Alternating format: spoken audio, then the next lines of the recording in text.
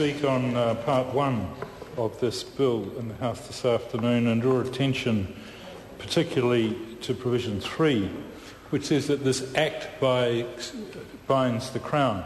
And when one reads through the bill, at various parts in the interpretation under the salary, in section 5 and in section 6, there is a very clear linkage between the role of the Prime Minister and the role of the Governor-General for setting terms and conditions.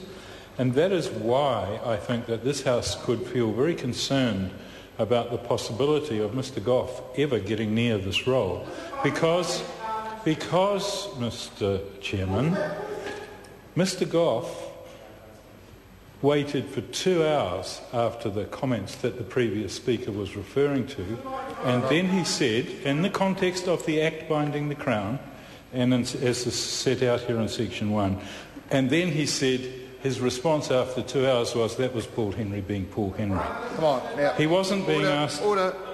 Look, I've asked members to debate part one. And I'm on my feet too, by the way.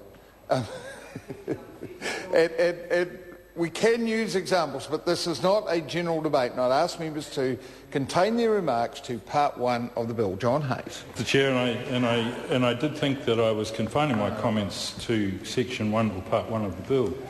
And it's important, you see, because in section 6 of part 1 it says that the Governor-General must be paid an allowance at a rate fixed from time to time by order in Council. And that involves a very close relationship between the Prime Minister and the Governor-General.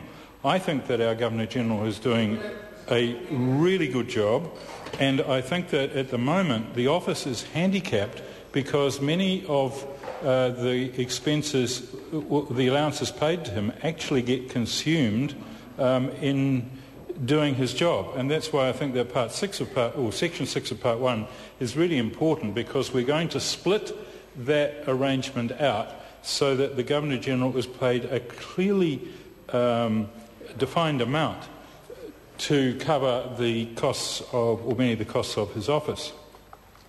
I also think it's very important, as one of the earlier speakers was saying, to draw attention to the fact that while the Governor-General is getting an annuity for a period of 6 months under this part 1, once he's resigned, the fact is that under the present arrangement, no tax is paid by the Governor-General. So the purpose of this part of the bill, which was considered in our Select Committee, was simply to make an adjustment allowing for the fact that as of the future, the Governor-General is going to be having to pay tax on the amount of allowance that he receives as an annuity at the point of his departure from the office.